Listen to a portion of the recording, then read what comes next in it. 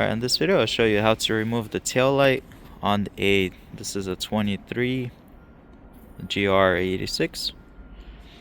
So we're gonna remove these two plastic covers.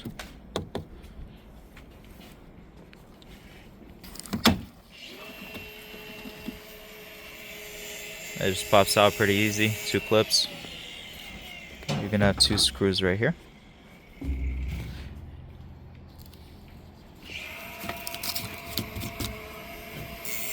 And one on top, it's a 10mm.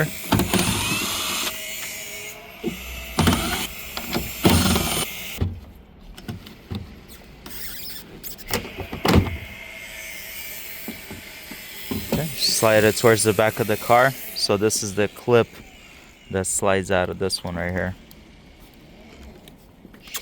And go ahead and plug it.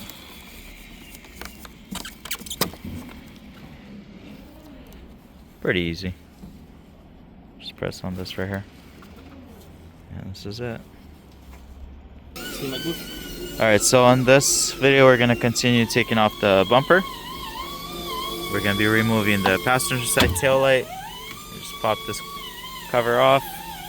3 10mm bolts again. Slide the tail light towards the back of the car. Unplug it.